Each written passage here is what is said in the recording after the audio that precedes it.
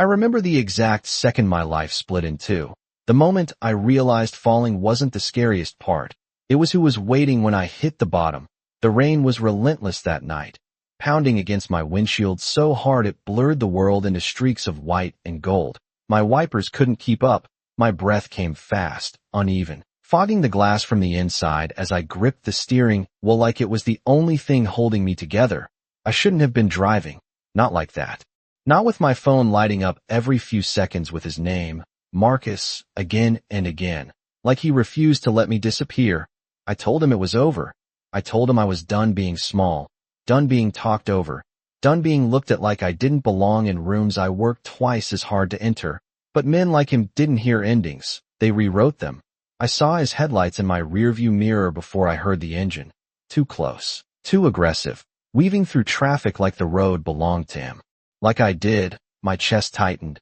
That familiar pressure, not fear exactly, something colder, something learned. I pressed the gas. The engine protested. My car wasn't built for this, an old sedan with too many miles and not enough power, but I pushed it anyway. 40 miles per hour, then 50, the bridge rising ahead of me like a line I couldn't uncross, streetlights reflecting off wet pavement, turning everything into liquid light. I glanced in the mirror again. He was closer, too close, his headlights swallowing mine. My phone buzzed again. I didn't need to look. I knew what it would say. You don't get to leave me. I swallowed hard, my hands trembling. I whispered to myself, just make it across. Just make it across. The wind howled against the sides of the car as I reached the midpoint of the bridge, the city skyline barely visible through the storm. And then it happened.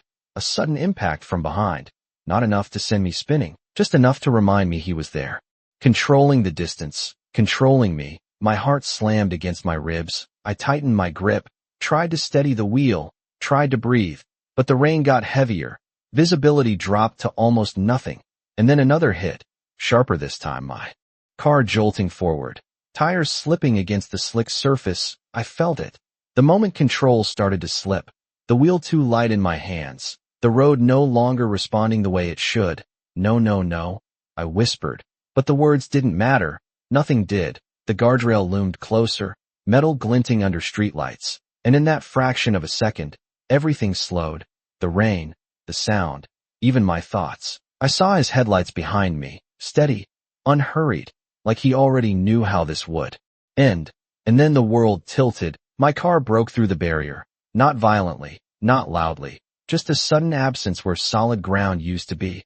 And then there was air, endless, empty air, the city lights spinning beneath me, my stomach dropping, my breath catching somewhere between a scream and silence. This is it, I thought. This is how it ends. All the noise disappeared. No engine, no rain, no Marcus, just my heartbeat, loud and slow, echoing in my ears. I closed my eyes for a second, just one, because I couldn't watch the fall. I couldn't watch myself disappear. And then something changed, not the fall. That was still happening. But something cut through the silence, a force, sudden and impossible, a hand, warm, strong, closing around mine. I gasped, my eyes snapping open. And there he was, not falling, not panicking, just there, anchored in a way that didn't make sense. His grip firm, unshaking, like gravity didn't apply to him the same way it did to me. Water soaked his dark suit, rain clinging to his hair, but his eyes were steady, focused, locked on mine like I was the only thing that existed in that moment.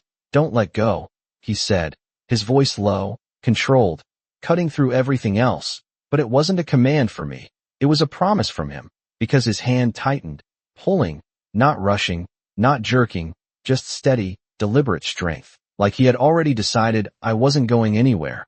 I felt the weight of my body shift, the fall slowing, stopping, reversing in a way that didn't feel real, my other hand scrabbling for something solid, anything.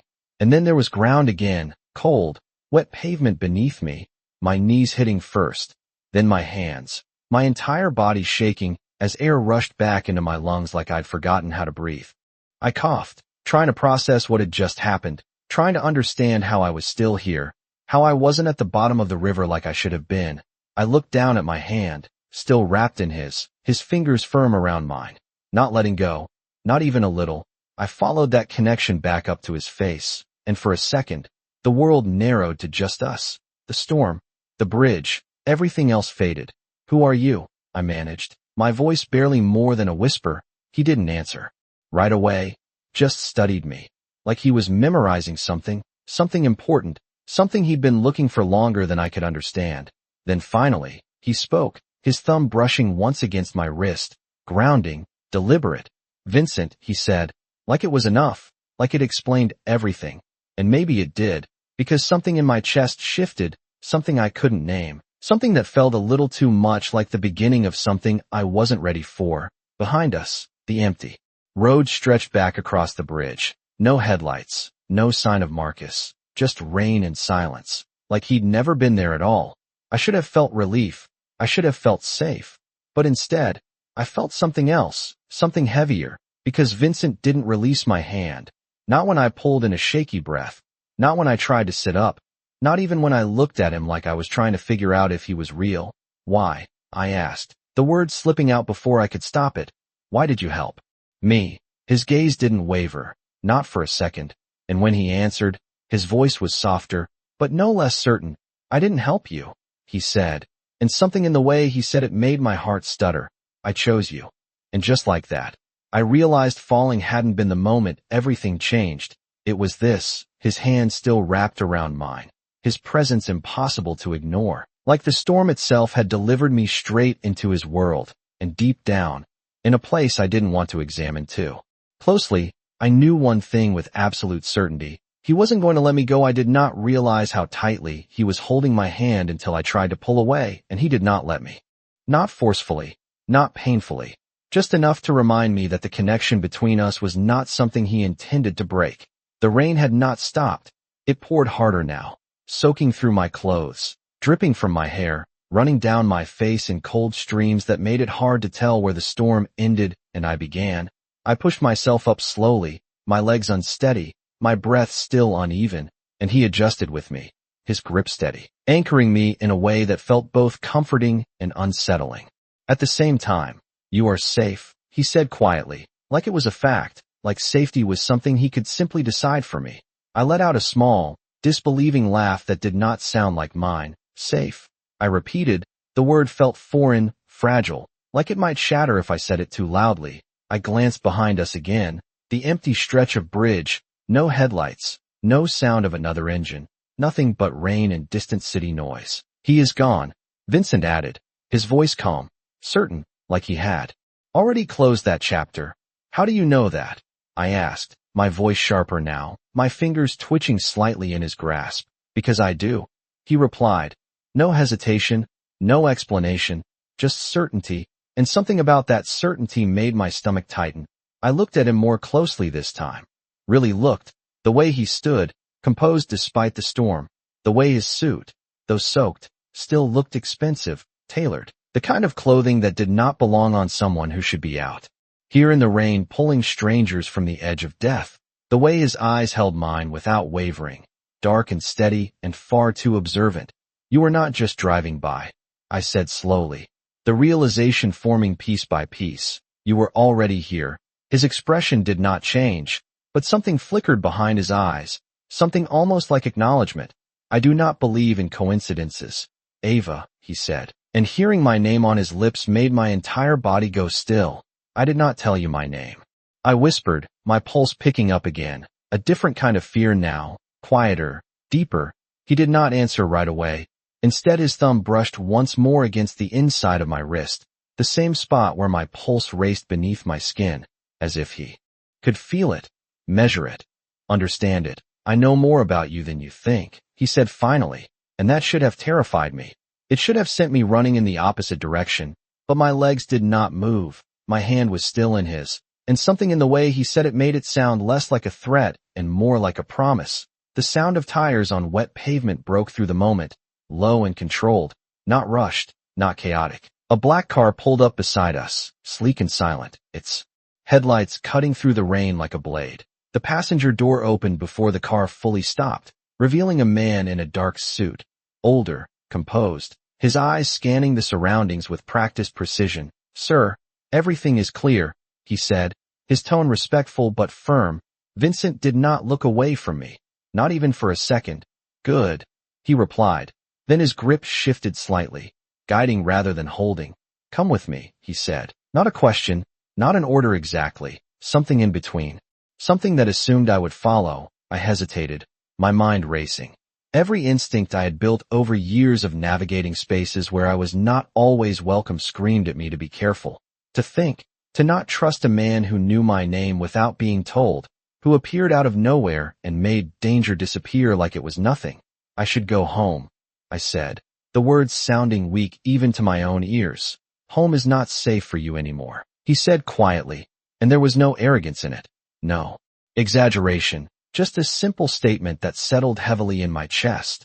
I swallowed hard, glancing once more at the broken section of the bridge, at the place where my car had disappeared, where I should have disappeared with it, and then back at him, his hand still waiting, still steady, like he had all the time in the world but no intention of leaving without me.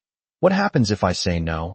I asked, my voice barely above the rain. His gaze softened, just slightly, enough that I noticed then. You walk away, he said, and for the first time since I met him, there was a pause, a small space where something unspoken lived, and I make sure no one follows you, no one hurts you. Go back to your life, and I do not interfere. It sounded reasonable, it sounded like a choice, but something about it felt incomplete, like there was a part he was not saying. And what happens if I say yes? I asked, my fingers tightening slightly in his. His expression changed then, not dramatically, just enough that the air between us shifted. Then you do not have to run anymore, he said, his voice lower now, more personal. And I take responsibility for what happens next. Responsibility. The word echoed in my mind. Heavy, loaded. I thought about Marcus, about the way his headlights had followed me, about the messages, the control, the constant pressure to shrink myself to fit his expectations. And then I looked at Vincent, at the man who stood in the middle of a storm like it belonged to him, who spoke in calm, measured sentences like nothing surprised him, who had pulled me back from something I still could not fully process, and for reasons I could not explain, I believed him. Not completely, not blindly, but enough to take a step forward, enough to place my trust in the hand that had not let go. Just for now, just to see where it led. Okay, I said softly, the word leaving my lips before I could second guess it. Something unreadable crossed his face, relief maybe, or something deeper, something more controlled. His fingers tightened just slightly around mine, not trapping, not forcing, just confirming. And then he guided me toward the car, the door still open. The man in the suit stepping aside without question, as if this had already been decided long before I spoke. I hesitated only for a second before stepping inside. The interior warm and quiet, a stark contrast to the storm outside. Vincent followed, closing the door behind him with a soft, final sound that felt like a line being drawn. The car began to move almost immediately, smooth, controlled, like everything else about him. I sat there, my hand still in his, my heart still trying to catch up with everything that had just happened. And as the bridge disappeared behind us, swallowed by rain and distance, I realized something that made my chest tighten again. I had not just survived that fall. I had stepped into something else entirely, something I did not understand yet. Something that had his name written all over it. And when I finally looked at him again, really looked, I knew one thing with absolute certainty. This was not a rescue. This was the beginning of something. I might not be able to walk away from. The city did not greet us. It absorbed us. The car moved through rain-soaked streets like it had done this 1,000 times before. Smooth turns, silent stops, every motion controlled, intentional. I sat there with my hands in my lap now, because at some point he had let go. Not abruptly, not carelessly, just a quiet release that somehow made me more aware of his presence, not less. I could still feel the imprint of his hand against mine, like something invisible had replaced it, something that did not need physical contact to stay. I stared out the window, watching blurred lights stretch into long streaks across the glass, trying to piece together what just happened. But every time I reached for a clear thought, it slipped like water through my fingers. How did you find me? I asked finally, my voice steadier than I expected. He did not answer right away. Instead, he adjusted the cuff of his shirt, a small, precise movement that felt deliberate, like everything else about him. I told you, I do not believe in coincidences, he said, his tone even. But there was something beneath it now, something layered, something that suggested the answer was not simple. That is not an answer, I replied, turning to look at him fully for the first time since we got in the car. The interior light was dim, but it was enough to see the details, the sharp lines of his face, the calm in his expression, the way his gaze met mine without hesitation, without apology. I have been aware of you for some time, Ava, he said, and the words settled into me slowly, like they needed space to make sense. Aware of me, I repeated, my brows drawing together. What does that even mean? It means your name has appeared in places it should not have, he said. Simple, direct, and suddenly the air felt different, heavier. I shook my head slightly. That does not make sense. I work, I go home, I stay out of trouble, I am not connected to anything that would matter. To someone like you. The corner of his mouth moved. Not quite a smile. More like acknowledgement. You think that, he said quietly, and something in the way he said it made my chest tighten. Like there was more, like there was always more. The car slowed, turning down a long, tree-lined road that looked nothing like the city we just left. The noise faded, replaced by silence, controlled, curated silence. Where are we? I asked, my eyes scanning the darkness beyond the window. My home, he said. Like it was the most natural answer in the world. The gates appeared before I could respond. Tall, iron, opening without hesitation as the car approached. No guard stepping forward. No delay, just recognition. Permission granted before it was even requested. My stomach tightened again. This was not just wealth. This was control. The car continued forward, tires gliding over smooth pavement. The house coming into view slowly. Not all at once, just pieces at a time. Stone, glass, light, something large, something quiet, something that felt less like a home and more like a place where decisions were made, final ones. I swallowed, my fingers curling slightly against my palms. This is not necessary, I said, my voice softer now, more cautious. You could have dropped me anywhere safe, a hospital, a police station, anywhere. He turned his head then, his gaze settling on me with a focus that made everything else feel distant. I do not delegate your safety, he said, and there it was again, that word, your, like I had already been placed somewhere within his world without my permission, without my understanding. The car came to a stop, the engine going quiet, and for a second, neither of us moved, the silence stretching just long enough to feel intentional. Then his door opened, and he stepped out into the night. The rain had softened to a steady drizzle now, the air cooler, calmer, but my heart was still racing. The door beside me opened next, the same man from before standing there. His posture respectful, his expression neutral. Miss, he said, offering his hand. I hesitated for a fraction of a second before stepping out on my own, ignoring the hand. I was not ready to accept help that easily. Not from them. Not yet. The ground felt solid beneath my feet. Reassuring, real, but everything else did not. Vincent stood a few feet away, waiting, not rushing me, not pulling me forward, just watching, like he was giving me space while still controlling the direction. I took a breath, then another, then stepped toward him, because standing still did not feel like an option anymore. Inside, he said simply, and turned, expecting me to follow. I did, because at this point, turning back felt just as unknown as moving forward. Maybe more. The doors opened before we reached them, revealing a space that was warm, quiet, and far too perfect. Marble floors reflecting soft light, high ceilings, everything arranged with intention, nothing out of place. I stepped inside slowly, my wet shoes leaving faint marks behind me, the sound echoing more than it should have, like the house was listening, like it noticed everything. A woman approached from the far side of the room, composed, professional, her eyes briefly scanning me before settling into something neutral. Prepared, dry clothes half been arranged, she said, her voice calm. Efficient. Thank you, Vincent replied, his tone just as controlled. Then he looked at me again, his gaze softer now, almost imperceptibly. You should change, you are cold. I opened my mouth to protest, to say something about boundaries, about how this was too much, too fast, too everything. But the words did not come out, because he was right. I was cold, exhausted, overwhelmed. And for the first time since this night began, I felt it all at once. It hit me suddenly, sharp and heavy, my hands trembling slightly, my breath catching. The reality of what almost happened. What did happen?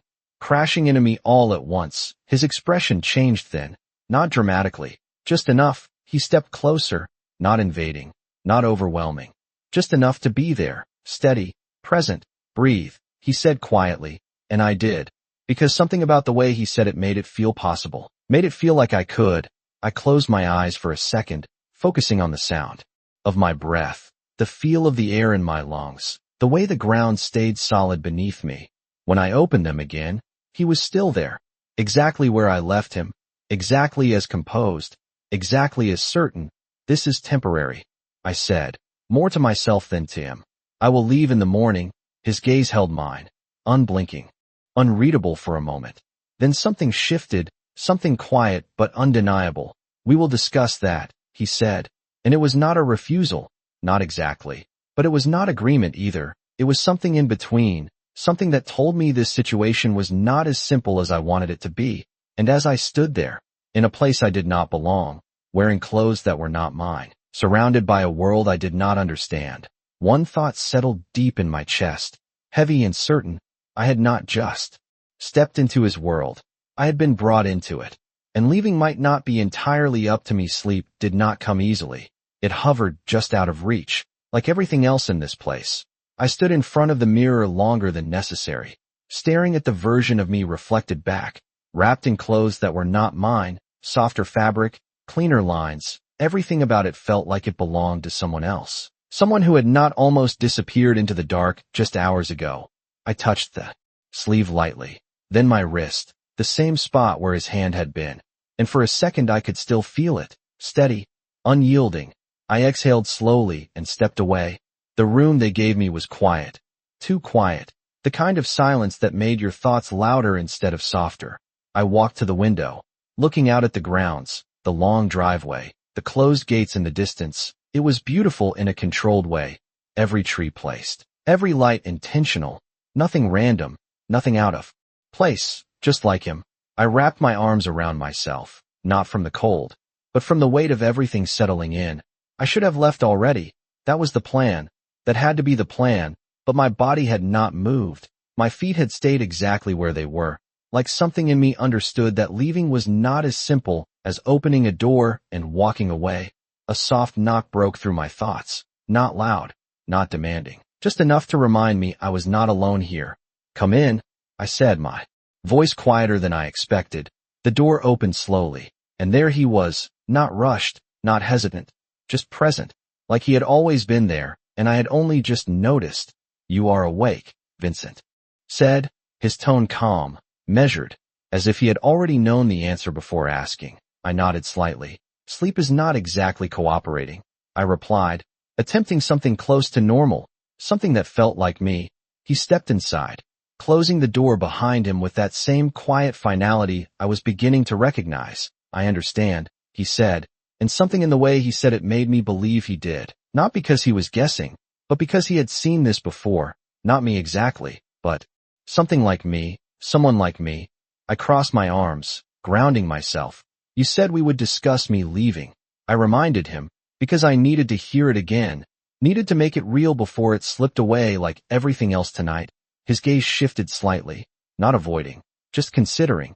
We will, he said, but not yet. My chest tightened. Not yet, I repeated, the words sharper now. I took a step forward, closing the space between us just enough to feel the shift in the air. I am not staying here, Vincent. I do not belong in this place. His eyes held mine, steady, unbothered by the edge in my voice. Belonging is not always something you decide, he said, and I felt something in me push back immediately. I decide where I belong, I replied, firm, because that was one thing I refused to give up. Not now, not to him, not to anyone. A small pause followed, not uncomfortable, just charged, like something unseen was being measured between us. Then he nodded, once slow, acknowledging. Good, he said, and that single word caught me off guard, because it was not dismissive, not challenging. It was approving, like he expected me to push back, like he wanted me to. I frowned slightly, unsure how to respond to that. But before I could say anything else, he continued. You should know something. His tone shifted, still calm, but heavier now, more deliberate. The man who was following you, Marcus. I stiffened slightly at the name. He is not acting alone, Vincent said. And just like that, the room felt smaller. What does that mean? I asked, my voice quieter now, more focused. It means your situation is more complicated than you believe, he replied, and I felt my pulse pick up again, not from panic, but from the weight of his words. You said he was gone, I reminded him, my gaze searching his face for something. Anything that would tell me I was still in control of this. He is no longer an immediate threat to you, Vincent clarified, choosing each word carefully. But that does not mean the situation is resolved. I let out a slow breath, processing, trying to catch up to something he seemed to already understand completely. You are not telling me everything, I said finally, and this time, it was not an accusation, it was a realization. Something in his expression softened again, almost imperceptibly. No, he said, honest, direct, because not all of it is yours to carry yet. I shook my head slightly, a quiet frustration building. You do not get to decide that for me, I said, my voice steady, because if this involved me, then I deserve to know, deserve to choose. His gaze did not waver, and for a moment, I thought he would argue, thought he would push back the same way I did.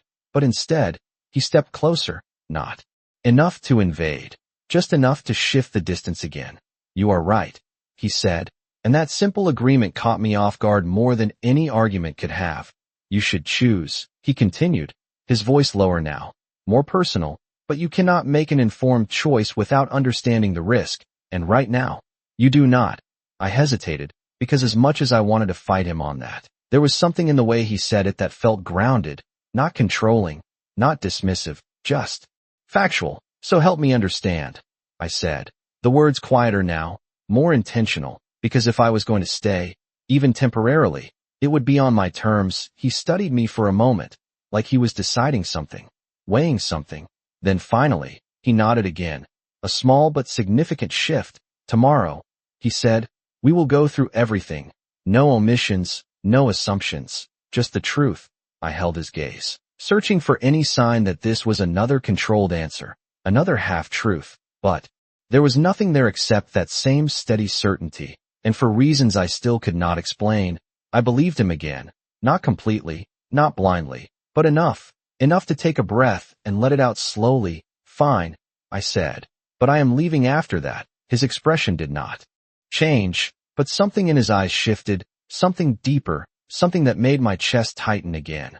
We will see, he replied, and it was not a threat, not a challenge, just a quiet statement that carried more weight than anything else he had said. And as he turned to leave, pausing briefly at the door, his hand resting against it for just a second, I realized something that settled deep in my chest, heavier than before. This was not just about staying or leaving anymore.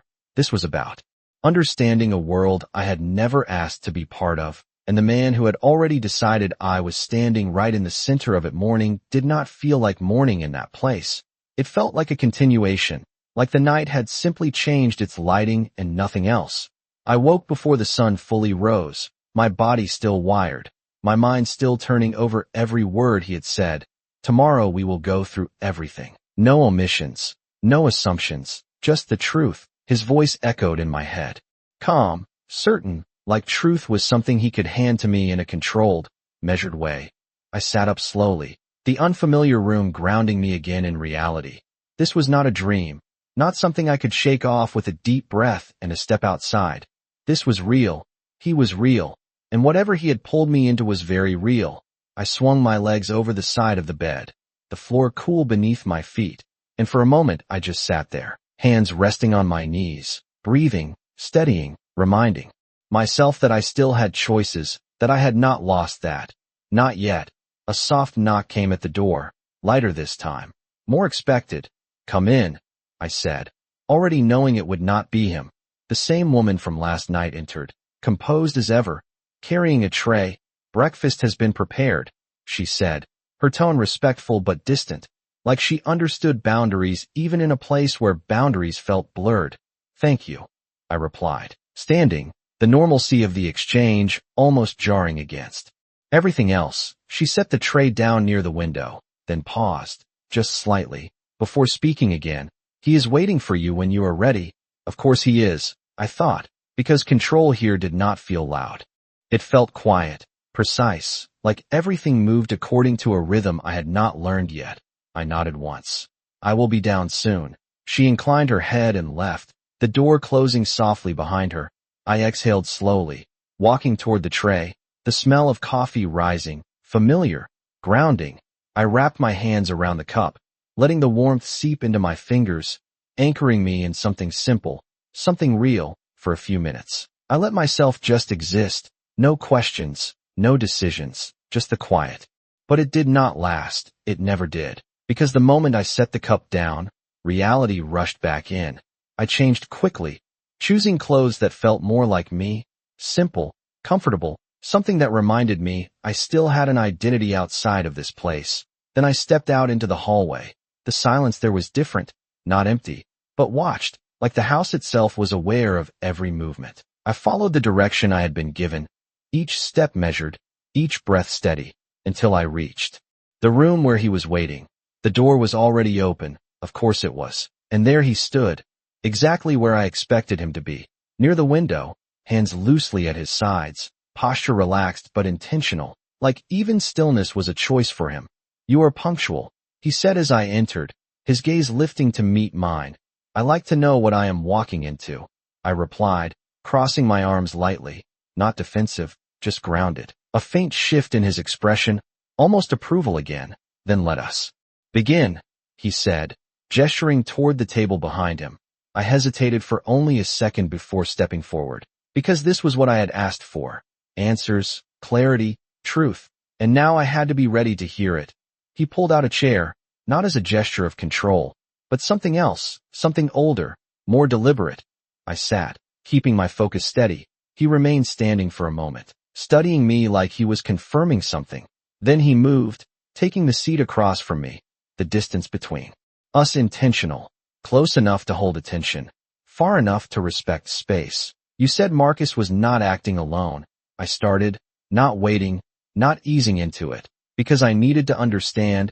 His expression remained calm, but his eyes sharpened slightly. "Yes," he said, "your ex is connected to a network, not powerful, not sophisticated, but persistent. They look for leverage, for access, for people who can be used without drawing attention." I felt my stomach tighten. "Used." The word sat heavy, and me. I asked, my voice steady even if everything else felt less so. He held my gaze. "You were not the target," he said, and that should have been reassuring, but it was not. "Then why am I involved at all?" I pressed, leaning forward slightly. "Because proximity matters," he replied. Simple, direct. "You worked in environments where information moved freely, where people underestimated who was listening, who was paying attention." I frowned, trying to connect the pieces. "I do not have access to anything important," I said, shaking my head slightly. "Not intentionally." "No," he agreed, "but intention is not always required. Sometimes being present is enough. Sometimes being overlooked is enough." And there it was, something sharp and familiar, something I had felt before in different rooms, different conversations, being overlooked. I let out a quiet breath, my fingers curling slightly against the table. "So he used me," I said, more to myself than to him. Vincent did not correct me. He did not soften it. He simply nodded once. "Yes." I looked down for a second, processing, the pieces falling into place in a way that made too much sense. Then I looked back up, my gaze steady again. "And you?" I asked. "Where do you fit into this?" His expression did not change, but the air shifted, just slightly, like we had reached the edge of something more significant. "I make it my responsibility to know when situations like this begin to form," he said, his voice calm, measured, "and to intervene when necessary." "Intervene," I repeated, the word carrying weight. "You mean control?" A pause, brief but present. "Then, if that is how you interpret it," he said, not defensive, not dismissive, just accepting. I studied him for a moment, really studied him, and then I realized something that settled deep in my chest. "You knew before last night," I said quietly. His gaze held mine, steady, unflinching. "Yes," he confirmed, "and you did not stop it." I added, not accusing, just stating what felt like the truth. Another pause. longer this time. Then, no, he said. And there it was, the answer I had not been ready for. The one that changed everything. Because suddenly this was not just about being saved. It was about timing, about choices, about a man who had watched something unfold and decided exactly when to step in. My breath caught slightly, not from fear, but from the weight of understanding. You waited, I said, my voice softer now, more controlled. His eyes did not leave mine. I made sure I arrived when it mattered, he said. And that should have been enough. It should have explained everything. But instead, it left me with something else, something deeper, something more complicated, because now I was not just asking why he saved me. I was asking why he chose that moment, and what it meant that he had been watching long before I ever knew he existed. The silence that followed his answer did not feel empty. It felt heavy, like something had shifted in a place that I could not move back. I sat there, my hands resting on the table, but my fingers had tightened without me realizing. You made sure you arrived when it mattered, I repeated quietly, testing the weight of his words, because there was a difference between saving someone and choosing the exact moment to do it. And that difference sat somewhere between control and intention, between protection and something else I had not named yet. Vincent did not look away. He never did. His gaze stayed on me like he expected me to understand, or maybe like he expected me to challenge him. And I did, because I could not just accept that answer without asking the question that pressed against my chest. What if you were too late?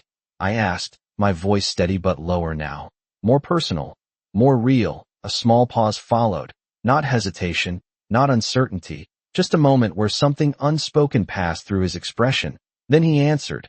I was not. Simple, direct, final, like the possibility had never existed in his mind, like there had never been another outcome. I exhaled slowly, leaning back slightly in my chair, studying him. In a way I had not allowed myself to before. Not just the surface, not just the controlled calm, but the structure underneath it, the way he spoke, the way he chose words that did not leave room for doubt, for fear, for anything unpredictable.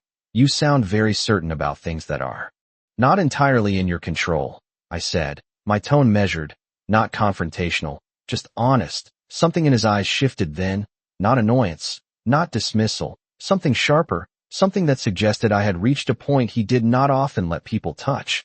Control is not about eliminating uncertainty, he said slowly. It is about reducing it until the outcome becomes predictable. I held his gaze, letting that settle, because that was not just an answer, it was a philosophy, a way of moving through the world that was very different from mine. And yet, in this moment, I could not deny that it had worked. He had reduced uncertainty. He had arrived at the exact second everything could have ended differently. And he had changed it, not by chance, but by design. I let out a quiet breath, my fingers loosening slightly. So you were watching me, I said, not as a question, but as a statement. He did not deny it. Yes, he said, his voice steady, and I felt something twist inside me. Not fear. Not exactly. Something more complicated, something that sat between discomfort and curiosity. How long? I asked, because that mattered, because time changed everything. Long enough to understand your patterns, he replied, and the way he said patterns made it sound clinical, precise, like I was something he had studied, not just observed. My jaw tightened slightly. I am not a pattern, I said, my voice firmer now. I am a person. Something flickered in his expression again, something that looked almost like approval. I am aware, he said, and that was the problem. He was aware of too much about me, too much about what had happened, too much about things I had not even realized were happening. And yet I knew almost nothing about him beyond what I could see, and that imbalance pressed against me. Uncomfortable, necessary. Who are you really? I asked, the question slipping out before I could filter it, because at this point, it was not just curiosity, it was survival. Understanding who he was meant understanding what I had stepped into.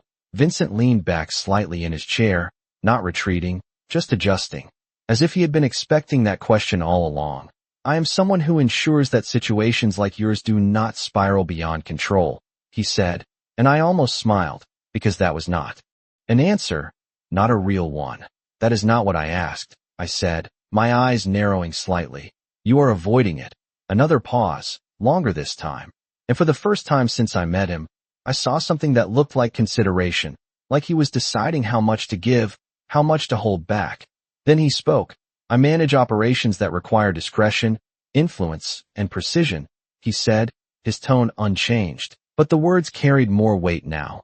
I work in spaces where mistakes have consequences, and I make sure those mistakes are minimized. I studied him, letting that settle. It was still controlled, still measured, but it was more than before, enough to understand without him saying it directly, enough to see the outline of something powerful, something that did not exist within normal boundaries. You are not just observing, I said quietly. You are involved. His gaze held mine, steady as ever. Yes, he confirmed. And just like that, the line between observer and participant disappeared. Completely, I looked down at my hands for a second, grounding myself, because this was not a simple situation anymore. It had not been from the start, but now I understood that it had layers I had not even considered. When I looked back up, my voice was calmer, more focused. So what happens next? I asked, because that was what mattered now, not the past, not the moment on the bridge, but what came after. Vincent did not hesitate this time. You stay here until the situation stabilizes, he said. Direct, certain, and there it was, the shift, the point where suggestion became expectation. I shook my head slightly. No, I said immediately, my voice firm. I told you. I am leaving. I am not staying in a place where I do not understand the rules, where I do not have control over what happens to me. His expression did not change, but the air between us did. It tightened, just slightly, like something unseen had been drawn taut. You have more control than you think, he said, and that should have reassured me. But it did not, because control in his world did not look like control in mine.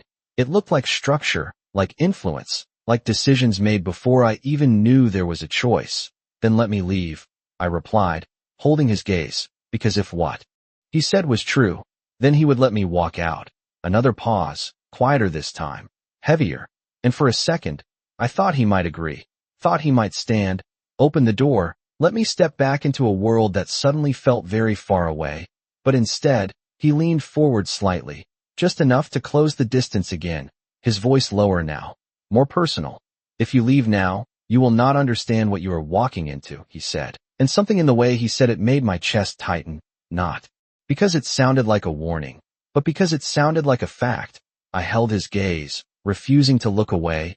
Then help me understand faster, I said, my voice steady, because I was not going to trade one kind of uncertainty for another without a reason. His eyes searched mine for a moment, like he was looking for something specific. Then finally, he nodded, a small shift, but significant. Then you stay until tonight, he said, a compromise, or at least something that sounded like one. We will finish this conversation, and then you decide. I considered it, weighing the options, the risks, the unknowns, and for the first time since this started, it felt like a choice again, not a complete one, not a perfect one, but something I could hold on to. Fine, I said, my voice quiet but certain. Tonight, his gaze softened, just slightly, enough that I noticed, enough that it stayed with me. Then tonight it is, he replied, and as the words settled between us, I realized something that I could not ignore. This was not just about understanding what had happened. This was about deciding whether I was ready to step further into his world, or walk away from it without ever knowing how deep it went. Time did not move normally after that conversation. It stretched, slowed, like every second was waiting for something to happen. I left the room before I could say anything else, before I could let his certainty settle too deeply into me. Because if I stayed, if I let myself keep sitting across from him, I was not sure I would remember how to leave at all. The hallway felt longer this time, quieter, like the house was holding its breath. I walked without direction at first, just moving, needing space, needing distance, but distance inside this place did not feel real. Every corner looked intentional, every door closed with quiet precision, like nothing existed here without purpose. I reached the end of the corridor and paused near a large window, the ground stretching out beyond it, sunlight breaking through the clouds now, turning the rain into something softer, something almost peaceful. It did not match the way I felt. I pressed my palm lightly against the glass, grounding myself, reminding myself that I was still here, still in control of my choices. Even if everything around me suggested otherwise, you are not trapped, I whispered under my breath, testing the words, seeing if they felt true.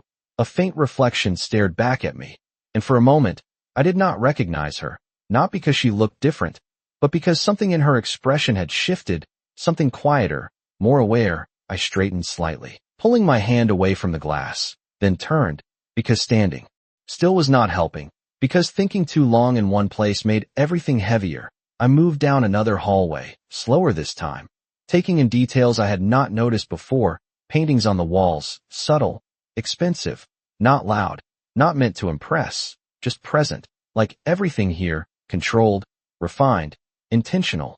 I passed a set of doors slightly ajar and paused, not out of curiosity, but because something inside pulled my attention. Voices, low, controlled. I should have kept walking. I knew that, but I did not. I stepped closer, just enough to hear, not enough to be seen. The door opened a fraction more, revealing Vincent standing inside, his posture as composed as ever, speaking to the man from the car, the one who had addressed him with quiet respect. "We proceed as planned," Vincent said, his voice calm, decisive. There was no hesitation, no uncertainty, just direction, and the other man nodded once. "Understood," he replied, his tone efficient. Then he added something softer, something that made me lean just slightly closer without meaning to. "And her?" he asked. Vincent did not respond immediately, and in that small pause, something shifted in the air, something I could not fully explain. "She stays until tonight," Vincent said finally, and the words were exactly what he had told me. But hearing them like this, in this context, felt different, less like a conversation, more like a decision. "And after that?" the man asked. Vincent's gaze shifted slightly, not toward me, not toward the door, just a subtle change that suggested he was considering something. Then he answered, "We will see." The same words he had used with me, the same quiet certainty. But here, they carried a different weight, a different meaning. I stepped back instinctively, my heart picking up slightly, not from fear, but from realization, because suddenly, this was not just about me understanding his world, it was about understanding that his world had already begun to move around me, with or without my input. I turned and walked away, slower now, more deliberate, my thoughts racing, trying to catch up, trying to make sense of something that felt just out of reach. He said I would choose. I reminded myself. He said tonight was my decision. But the conversation I just overheard lingered in my mind, quiet but persistent, like a question I had not fully formed yet. I returned to my room without thinking, closing the door behind me with more force than necessary, the sound sharper than anything else in this place. I paced once, twice, my hands running through my hair. "This is not just about me leaving," I said out loud, because hearing it made it real, made it clearer. I stopped in front of the mirror again, meeting my own eyes. "You already knew that," I added quietly, because deep down, I had known from the moment he said he had been watching, from the moment he said he chose that exact second to step in. This was never just about rescue. It was about timing, about control, about decisions made long before I understood the situation. I took a slow breath, forcing myself to still, to think, because reacting without understanding was not going to help me now. Not here, not with him. He said I would decide tonight. I repeated, my voice steadier now, and I believed that part. I did. But I also understood something else now, something that settled deeper than anything he had said directly. Whatever decision I made, it would not be simple, it would not be clean, because his world did not operate on simple lines. It operated on layers, on influence, on choices that had consequences beyond what I could see. I turned away from the mirror, walking toward the window again. The sunlight stronger now, the rain almost gone.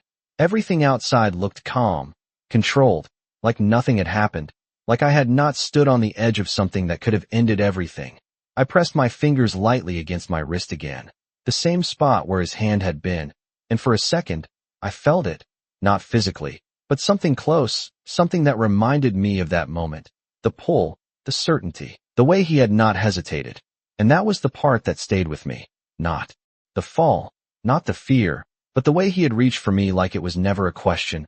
I closed my eyes briefly, then opened them again, sharper now, more focused. "Tonight," I said quietly, because that was the line, that was the point where everything would shift again, one way or another.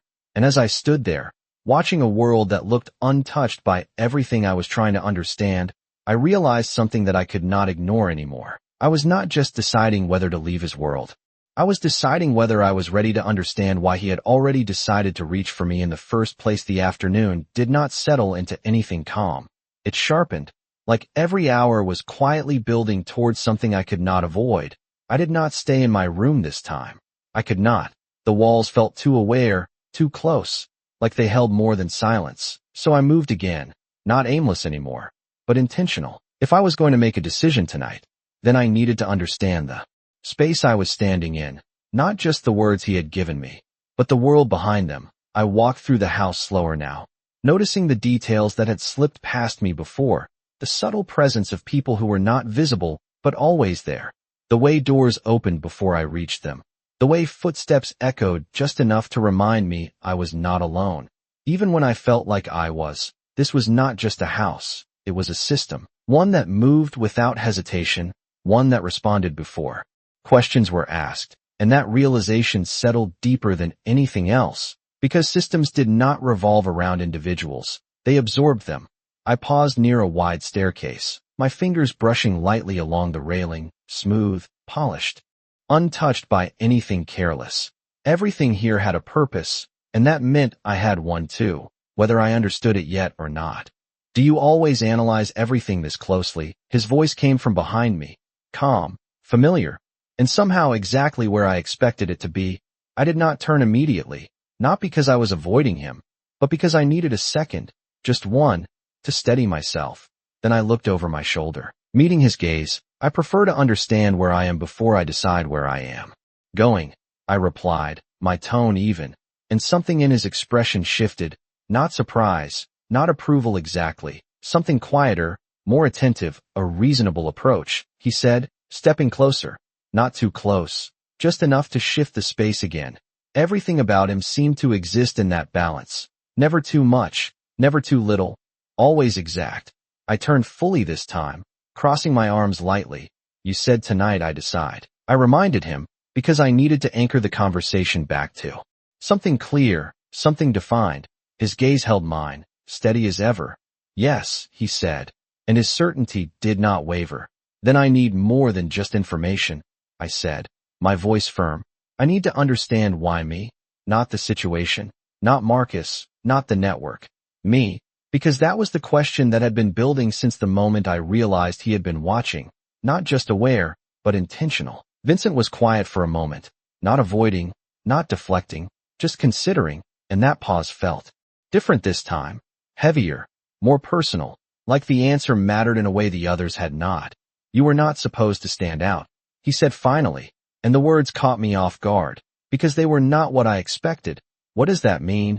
I asked, my brows pulling together slightly.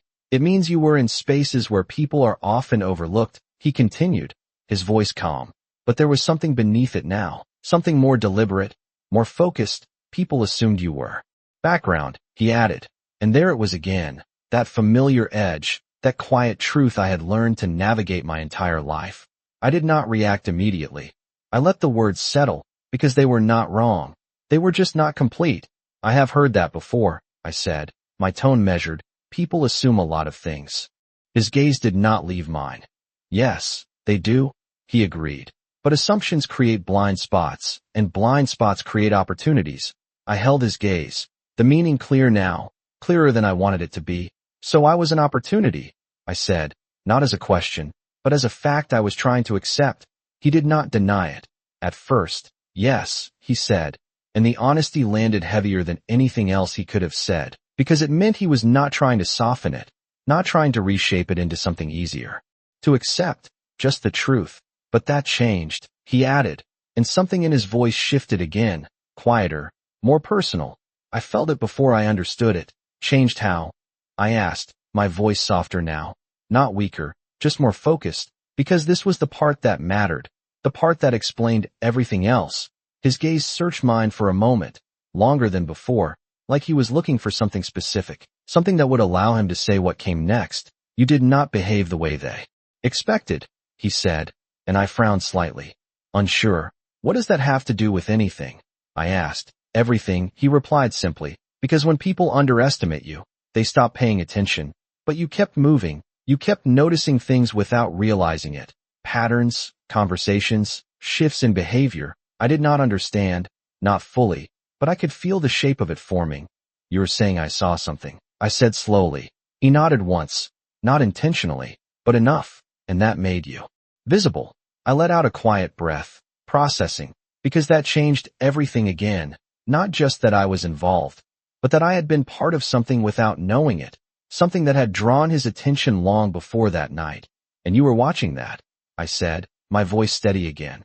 Yes, he confirmed, his tone unchanged, because when someone like you becomes visible in a system that relies on invisibility, it matters. I looked away for a second, not to escape, but to think, to understand, because this was not just about him anymore. This was about me, about the way I had moved through spaces, the way I had learned to exist in places that were not built for me, the way I had adapted without even realizing it, and somehow, that had placed me directly in his path. I looked back at him, my gaze sharper now, more certain. So you chose me because I adapted, because I did not disappear the way they expected, I said, and something in his expression shifted again, not disagreement, not correction, something closer to confirmation.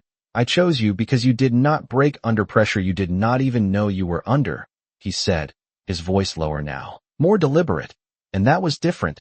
That was not about opportunity. That was about something else, something deeper. I felt my chest tighten slightly, not from fear, but from the weight of that statement. You do not know me well enough to say that, I replied, my voice steady, but softer now, because this was no longer just analysis. This was personal. His gaze did not waver. I know enough, he said, and the certainty in his voice made something in me pause, just for a second, because part of me wanted to challenge him, to push back, to reject the idea that he could understand anything about me from a distance. But another part, quieter, more honest, recognized something in what he said, something I had never put into words myself. The silence between us stretched again, not empty, just full, like both of us were standing on the edge of something that had not been defined yet. And then he spoke again, softer this time. Tonight is still your decision, Ava, he said. And the way he said my name grounded me instantly, brought me back to the center of everything. You leave, and this ends here, or you stay, and you understand what you have already stepped into. I held his gaze, steady, unblinking, because now I understood something I had not before. This was not just about him choosing me. It was about whether I was willing to choose what came with that. And as the last of the daylight faded behind him, casting long shadows across the floor, I realized something that settled deeper than anything else. The question was no longer why he reached for me. It was whether I was ready to understand what it meant that he never intended to let go. By the time evening settled in, the house felt different, not quieter, not louder, just more aware, like everything inside it understood that something was about to change. I stood near the same window again, watching the sky fade from gold to deep blue, the last light stretching thin across the horizon before disappearing completely. It felt like a countdown, not marked by seconds, but by something heavier, something inevitable. Tonight, I reminded myself, the words sitting in my chest like a line I had to cross. I pressed my fingers lightly against the glass, then pulled them away, grounding myself in the motion. You still have a choice, I said quietly, because I needed to hear it, needed to believe it, even as everything around me suggested that choices here came with layers I did not fully understand. A soft knock came at the door, not unexpected this time, not surprising, just timely. Come in, I said, my voice steady. The door opened and Vincent stepped inside, his presence filling the space without effort, without noise, like the room had been waiting for him to return. It is time, he said simply, and there was no urgency in his tone, no pressure, just a quiet certainty that matched everything else about him. I nodded once, turning fully to face him. I did not move immediately, not because I was hesitating, but because I needed to feel the moment, needed to understand that whatever I said next would matter, more than anything else I had said since I arrived here. He did not rush me. He never did. He stood there, composed, patient, like time bent slightly around him instead of the other way around. We walked together without speaking, the silence between us not empty, just focused, like words would only distract from what was about to happen. The room he led me to was not the same as before, smaller, more contained. A single table, 2 chairs, no distractions, just space for decisions. I stepped inside first this time, choosing my seat without waiting, claiming something. Even if it was small, Vincent followed, taking the chair across from me. The same distance as before, intentional, controlled. The air felt different here, heavier, more direct, like this room was designed for moments like this. You said I decide tonight. I began, my voice steady. No hesitation now. Yes, he replied, his gaze fixed on mine, and nothing in his expression suggested anything had changed. No hidden shift, no pressure, just the same certainty. I took a slow breath, letting it out carefully, because I had spent the entire day turning this over, examining every angle, every possibility, every risk. I leave, I said. The words clear, deliberate. I go back to my life. I deal with whatever comes next on my own terms. I felt something in my chest settle as I said it. Not relief, not entirely, but something close, something that felt like reclaiming a piece of myself. Vincent did not interrupt, did not react immediately. He let the words exist. Between us, full and complete, before responding. That is one option, he said calmly, and I almost smiled, because of course he would frame it that way, not as an end, but as a choice within a larger system. I held his gaze, steady, and the other option, I asked, even though I already knew, even though we had already walked through it. You stay, he said, his voice unchanged, and you understand the full scope of what you have stepped into. Not just the surface, not just the immediate risk, but the structure beneath it. I leaned back slightly, considering, because this was the part that mattered, not the options themselves, but what they represented. Leaving meant control, independence, but also uncertainty, gaps, things I would not see coming. Staying meant understanding, clarity, but also entering something I had not chosen from the beginning, something that already had momentum. I studied him for a moment, really studied him, because this was the man at the center of that momentum, the one who had shaped it, controlled it, decided when to step in and when to wait. And the question formed before I could stop it. If I stay, I said slowly, my voice quieter now, more focused. What changes? His gaze did not waver. Everything, he replied, and there was no hesitation, no attempt to soften it. Just truth. You will see how decisions are made, how influence moves, how outcomes are shaped before they happen. I felt my breath catch slightly, not from fear, but from the weight of it. Because that was not just information, that was access, perspective, something most people never saw. And what about me? I asked, because that was the part he had not fully addressed. What happens to me in all of that? A pause, brief but present. Then he spoke. You stop being a variable, he said, and the words landed harder than anything else, because I understood exactly what he meant. Variables were unpredictable, unaccounted for, things that systems tried to control or eliminate. You become part of the structure, he continued, his voice steady, something that is understood, something that is protected. I held his gaze, letting that settle, because it sounded safe, it sounded controlled, but it also sounded like something else, something closer to being absorbed. I exhaled slowly, my fingers resting lightly against the table. And if I say no? I asked, even though I already knew, even though I needed to hear it again. His expression did not change. Then you leave, he said, and I ensure that no immediate threats follow you. Immediate, I repeated quietly, because that word mattered, because it left space for things beyond it. He did not deny it. No, he said simply, and that honesty, that refusal to give me something false, something easy, settled deeper than anything else. The room fell silent again, not empty, just full of everything that had been said, everything that had not. I looked down at my hands for a moment, grounding myself, feeling the steady rhythm of my breath, the weight of the decision in front of me. Then I looked back up, my gaze clear now, focused, because I understood something I had not fully accepted before. This was not just about safety, not just about risk. It was about understanding the world that had already touched mine, whether I wanted it to or not. I leaned forward slightly, closing the distance just enough. If I stay, I said, my voice steady, deliberate, it is on my terms, not yours. His gaze sharpened slightly, not in resistance, but in attention. Define your terms, he said, And that was the first time it felt like a negotiation, not a directive, not a system moving around me, but something I could shape. I held his gaze, unflinching. I am not part of your structure, I said. I am not absorbed into. Something I did not choose. I learn, I understand, but I decide what I do with that. His eyes searched mine, longer this time, more intense, like he was measuring something deeper, something beyond the words themselves. Then, slowly, he nodded. A small shift, but significant. Agreed, he said, and the word settled between us with more weight than anything else, because it was not just agreement. It was acknowledgement, recognition of something I had claimed.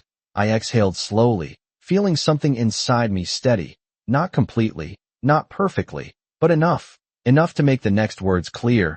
Then I said. And the moment the words left my mouth, everything shifted, not loudly, not dramatically, just a quiet, irreversible change, like a door closing somewhere I could not see. Vincent did not smile, did not react outwardly, but something in his posture adjusted, something subtle, something that told me this mattered, more than he would ever say directly. Then we begin, he said, his voice calm, certain, and as I sat there, in a room designed for decisions, across from a man who never moved without intention, I realized something that settled deep in my chest, heavier than anything before. I had not just chosen to stay. I had chosen to step fully into a world that had been waiting for me long before I ever knew it existed. The word stay did not echo. It settled, deep and final, like something had shifted into alignment that could not be undone. Vincent did not move immediately, but the air around him changed, subtle, controlled, like a system adjusting to a new variable that had just become something else entirely. Then we begin, he had said, and now I understood that begin did not mean introduction. It meant immersion. It meant stepping past the surface into something structured long before I arrived. He stood slowly, not rushed, not dramatic, just precise, and I followed without being told. Because at this point, the movement itself felt like part of the decision. The hallway outside the room felt different now, not unfamiliar, but redefined, like I was seeing it from a different position, not as a guest, not as someone passing through, but as someone being shown something intentionally. This way, he said, his voice calm, guiding without force. We walked side by side this time, not ahead, not behind, and that shift, small as it was, did not go unnoticed. We moved through the house in silence, but it was not the same silence as before. It felt purposeful, like every step had weight now, every turn leading somewhere specific. He opened a door I had not seen before, one that blended into the wall, like it was not meant to be noticed, and motioned for me to enter first. I stepped inside, my eyes adjusting quickly to the lower light. The room was not large, but it was controlled. Screens along one wall, a long table in the center, minimal, efficient, everything placed with intent. This is where I monitor active situations, Vincent said, stepping in behind me, his presence steady at my back. I turned slowly, taking it in, not overwhelmed, but aware, because this was not just information. This was access. You said I would understand the structure, I said, my voice steady.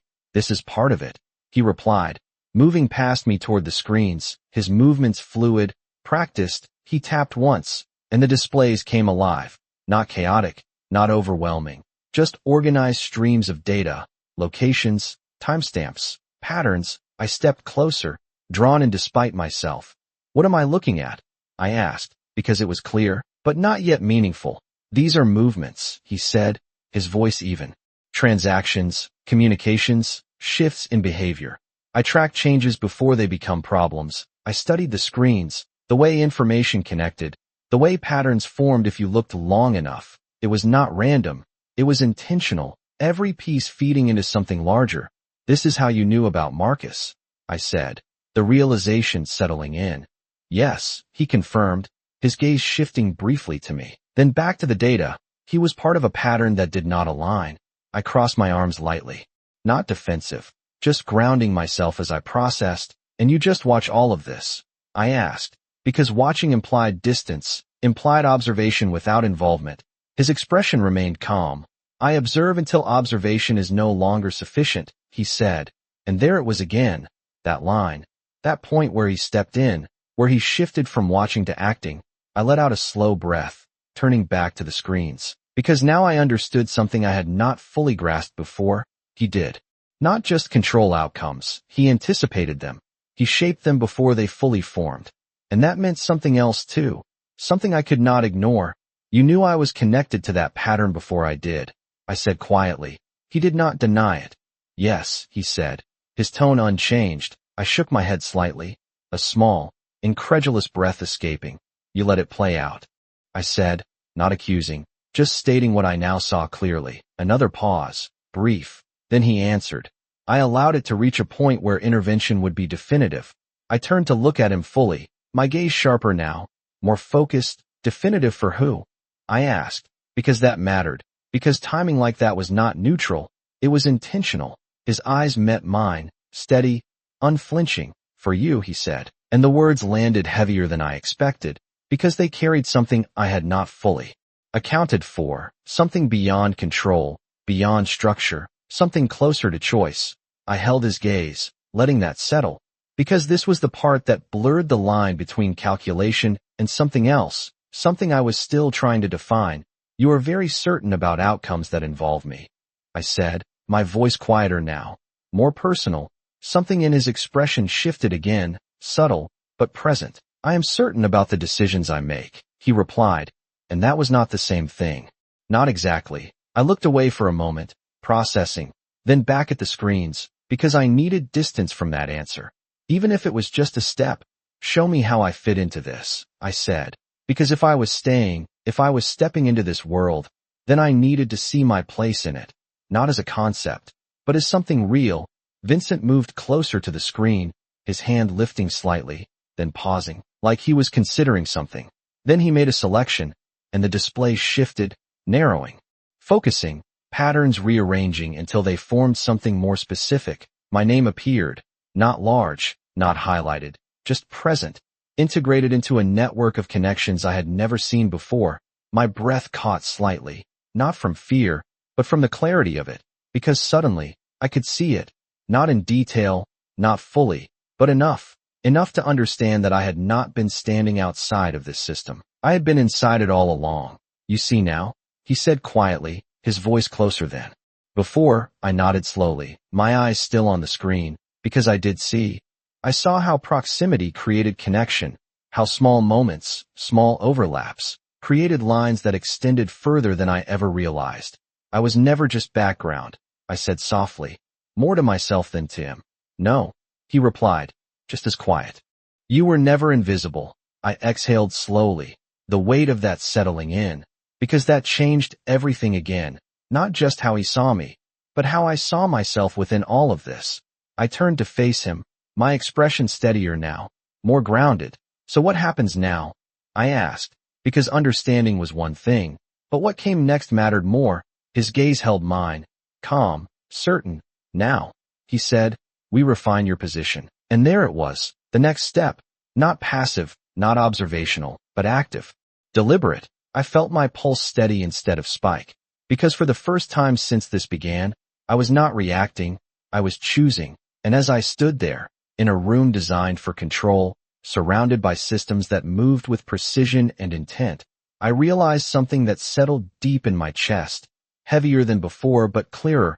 I had not just stepped into his world. I had stepped into a version of myself that I had never been allowed to see, and now that I had, there was no going back to not. Knowing understanding did not feel like power at first. It felt like weight, like something had been placed in my hands that I could not set down anymore. I stood there staring at the screen, at the quiet network of connections that had once been invisible to me, and now refused to disappear. Refine your position, Vincent had said, and the words echoed differently now.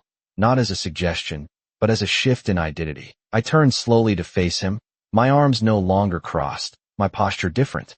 Not defensive, not uncertain, just aware. What does refining look like? I asked, my voice steady. Because if I was stepping into this, I was not going to do it blindly. His gaze held mine, measuring, assessing, but not in a way that diminished, in a way that recognized. It means you stop reacting to the system and start anticipating it, he said, his tone calm, deliberate. You already notice patterns, Ava. You just have not been taught how to use them. I let that settle, because there was truth. In it, uncomfortable, but real. I had always noticed things, shifts in tone, pauses in conversations, the way people looked at each other when they thought no one else was paying attention. I had just never considered that those observations had value beyond survival. Show me, I said, the words leaving my mouth without hesitation, because I did not want theory, I wanted understanding. Vincent nodded once, then gestured toward the screen. Watch, he said.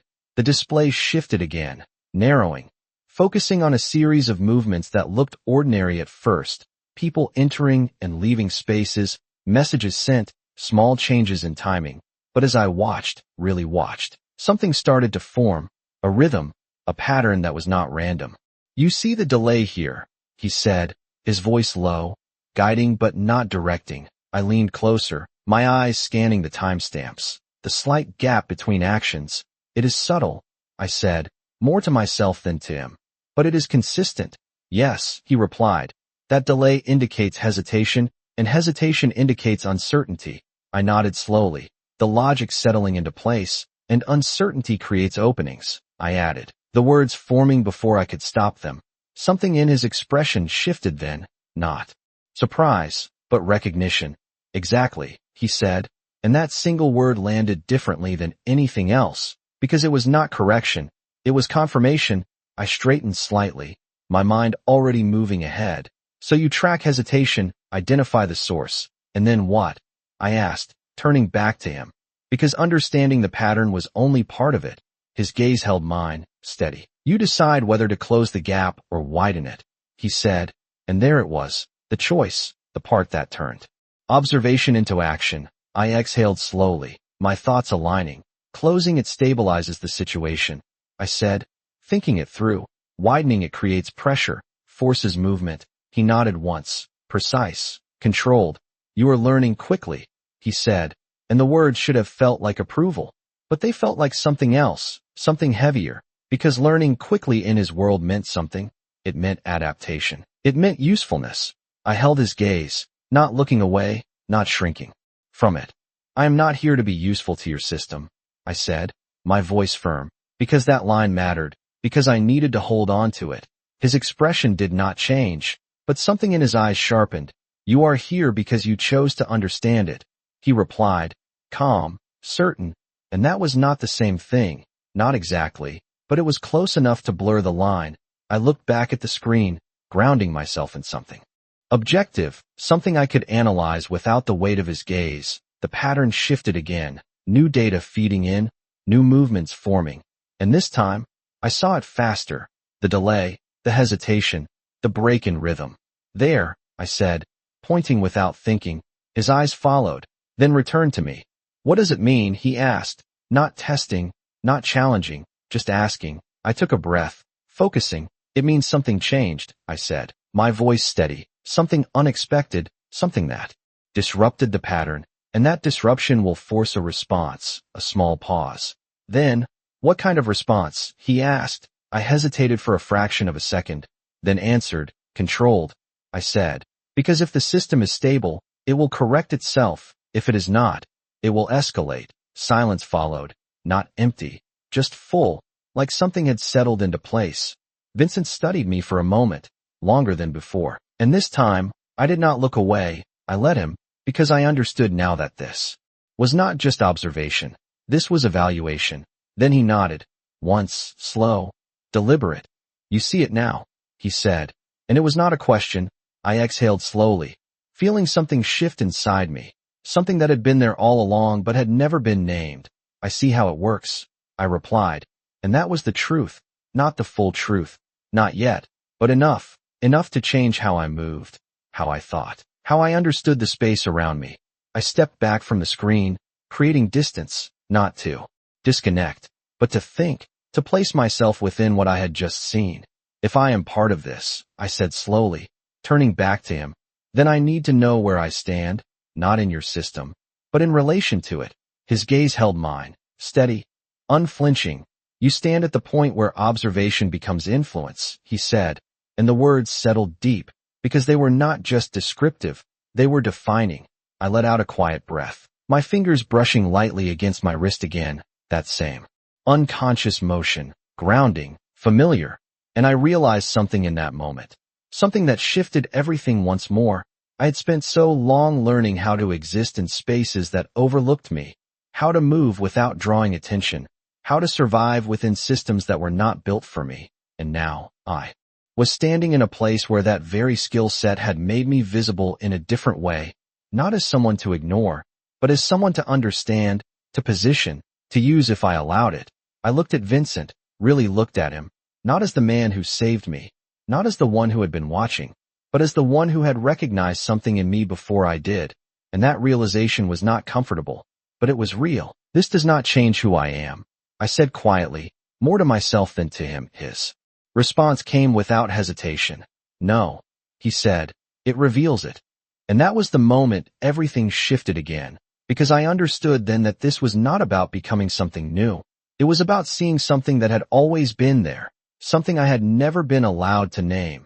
And now that I had stepped into a space where it mattered, where it had weight, where it had consequence, there was no going back to not knowing, no returning to the version of myself that moved through the world without understanding the patterns beneath it.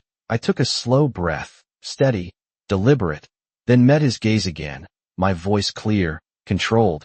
Then show me everything, I said, because if I was here, if I had chosen this, then I was not going to stand at the edge of it anymore.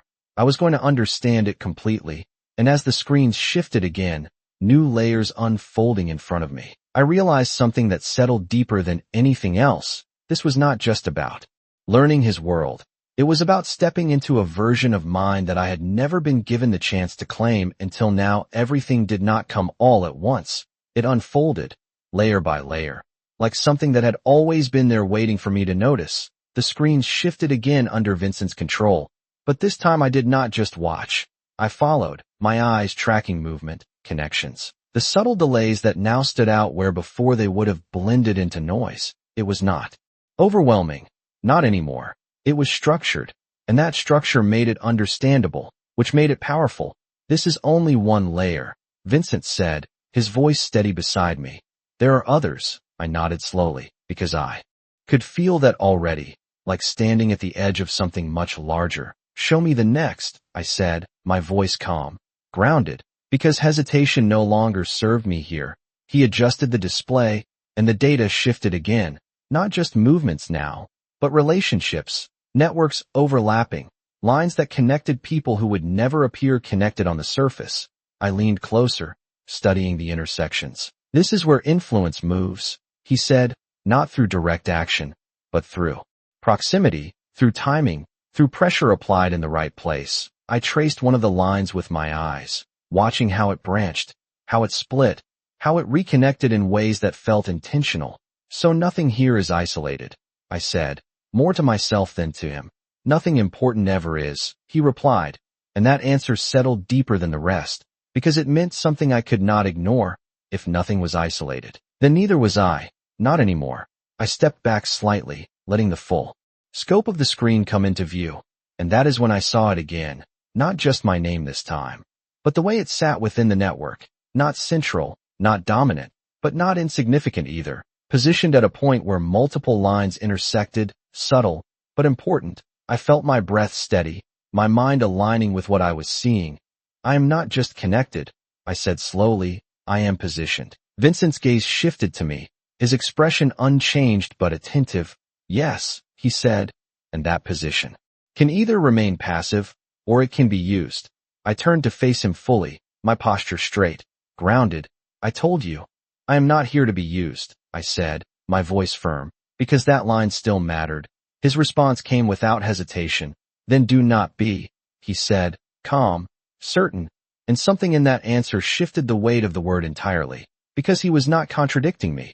He was reinforcing the choice. I held his gaze for a moment longer, then turned back to the screen, focusing. If this is influence, I said, my voice quieter now, more focused, then it can be redirected, not just applied. He nodded once, precise, controlled, exactly. And that single word felt different again, not instruction, not correction, just confirmation. I leaned in slightly, my attention narrowing. Show me where it breaks, I said, Because every system had a point where it fractured, where pressure created something unpredictable. Vincent adjusted the display again, isolating a section of the network. Smaller, tighter. This is where instability begins, he said, his tone steady. I studied it. The lines were denser here, more overlapping, more reactive, the patterns less consistent, more volatile, and I saw it. The same delay, but sharper, more pronounced. This is not hesitation, I said slowly. This is conflict. His gaze shifted to me again. What kind? He asked. I did not answer immediately. I followed the lines, watched how they intersected, how they pulled against each other. Then I understood. Internal, I said, my voice steady.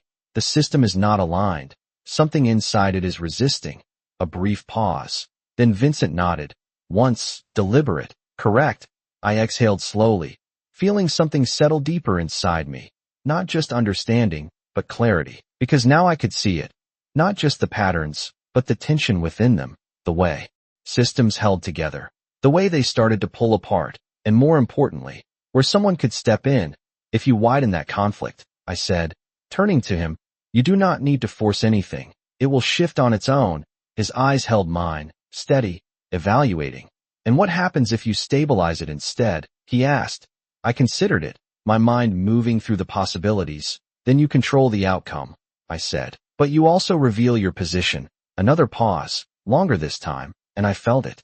The shift in the air, like something had been confirmed, not just in the system, but between us. Vincent stepped slightly closer, not enough to crowd, just enough to change the space. You understand the balance now, he said, his voice lower, more personal. I met his gaze, unflinching.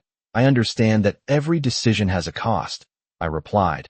And that was the truth, the part that mattered most. Because this was not just about seeing patterns, it was about choosing how to move within them, and knowing that every movement changed something.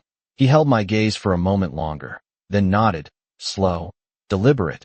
Then you are ready to see the full scope, he said, and those words carried more weight than anything else, because they meant there was still more than I had already seen, more than I had already understood. He moved to the main console, his hand pausing for just a fraction of a second before activating the next layer. And when the screens shifted again, it was not just data, it was scale, the network expanding beyond what I had imagined, connections stretching further, deeper, more complex than anything before. I felt it. Not fear, not hesitation, something else, something sharper, something that felt like standing at the edge of something vast, and realizing I was not just observing it anymore. I was part of it. This is everything, Vincent said, his voice calm, but the weight behind it undeniable. I did not speak immediately. I could not, because everything I had understood so far was now part of something larger, something that connected in ways I was only beginning to grasp. I stepped closer to the screen, my reflection faint against the data, and for a moment, I saw it, not just the system, but myself within it, not as a background element, not as something overlooked, but as something positioned, something capable of influence if I chose it. I exhaled slowly, my hand lifting slightly, then stopping, not touching the screen, but close enough to feel the presence of it. This changes everything, I said quietly, more to myself than to him. Vincent's response came just as steady, just as certain. It reveals everything, he said, and that difference mattered, because change implied something new, something external. But reveal meant something had always been there, waiting, and as I stood there, surrounded by a system that no longer felt distant or abstract, I realized something that settled deeper than anything else. I had not just been brought into his world. I had been shown the parts of mine that had always existed beneath the surface, and now that I could see them, now that I understood how they moved, how they connected, how they shifted, there was no returning to the version of myself that did not know how to see the room, did not feel the same anymore. Not because it had changed, but because I had. The screen still moved with quiet precision. The data still flowed in patterns and lines, but now I could see through it, beyond it, into the structure beneath, and that awareness settled into me like something permanent, not overwhelming, not chaotic, just present, like a new sense I could not turn off even if I wanted to.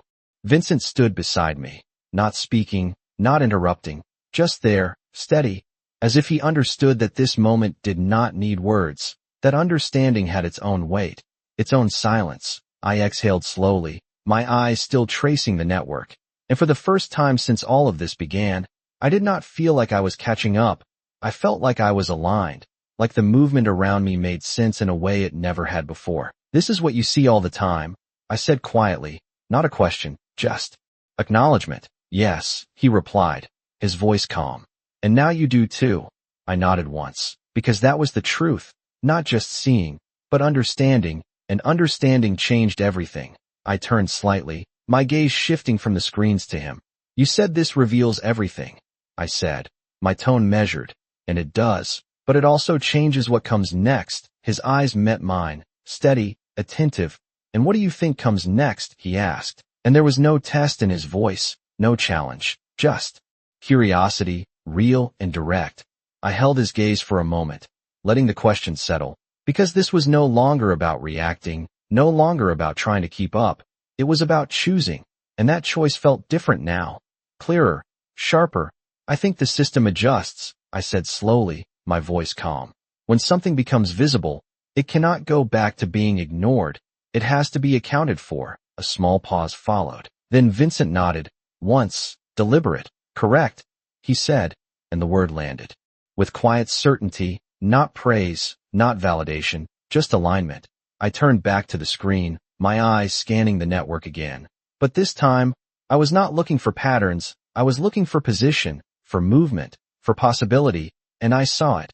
Not in detail, not fully, but enough to understand that there were choices here, not just his, not just the system's, but mine. I stepped forward slightly. My reflection fainted against the data, and for a moment, I saw both versions of myself at once, the one who had stood on that bridge, unsure, reacting, trying to survive something she did not understand, and the one standing here now, aware, steady, choosing to see instead of being forced to. I let out a quiet breath, my fingers brushing lightly against my wrist again, that same grounding motion, but it felt different now, less like reassurance, more like recognition. You said I was never invisible, I said, my voice softer, more reflective. Vincent's response came without hesitation. You were not, he said, and I believed him, not because of what he had shown me, but because I could see it myself now. I had moved through spaces unnoticed, not because I lacked presence, but because others had chosen not to see it, and that difference mattered. I turned to face him fully, my posture straight, grounded. Then I choose how I am seen, I said, and the words felt solid, certain. His gaze held mine, something shifting behind it. Not surprise, not resistance, something closer to acknowledgement. You do, he replied, and for the first time, it felt like we were not standing on opposite sides of something, but at the same point, looking in the same direction. The silence that followed was not heavy, not tense, just full, like everything that needed to be said had already settled into place. I looked back at the screens one last time, not as someone trying to understand, but as someone who did, at least enough to move forward, enough to make a decision that was not based on fear or uncertainty, but on clarity. I am not staying because you chose me, I said quietly, turning back to him. I am staying because I choose to understand what I can do with this. His expression remained calm, but something in his eyes deepened, something that made the space between us feel more defined, more real. That is the only reason that matters, he said, and there was no hesitation in it, no doubt, just agreement. I nodded once, because that was enough, more than enough. The system continued to move behind me, unchanged, steady, controlled, but I knew now that my place within it had shifted, not because of him, not because of circumstance, but because I had chosen to see, to understand, to step into something that had always been there, waiting. I turned away from the screens, walking toward the door without needing direction, because for the first time since this began, I did not feel like I was being led. I felt like I was moving on my own terms. Vincent followed, not ahead, not behind, just beside, the same balance, the same quiet presence. And as we stepped out into the hallway, the house felt different again, not because it had changed, but because I could feel it in the way I moved, the way I noticed, the way I understood the space around me. Nothing here was random, nothing here was accidental. And now, neither was I. I paused briefly, my hand resting lightly against the doorframe, then glanced at him, my voice calm, steady. "What happens next?" I asked, not out of uncertainty, but out of intention, because now, the question was not about what he would do. It was about what we would do. His gaze met mine, unwavering, and for a moment, the world felt still again, like it had on that bridge, like everything narrowed to a single point where decisions were made. Then he answered, just as calm, just as certain. "Now, we move forward," and there was something in the way he said it, something that carried beyond the words themselves, something that felt less like direction and more like inevitability. I held his gaze for a second longer, then nodded, because I understood, not everything, not yet, but enough to take the next step without hesitation. And as I walked forward, into a world that no longer felt distant or unknown, I realized something that settled deeper than anything else. He had not just pulled me back from the edge that night. He had shown me exactly where I stood. And for the first time, I was not afraid of what came next. I was ready to meet it.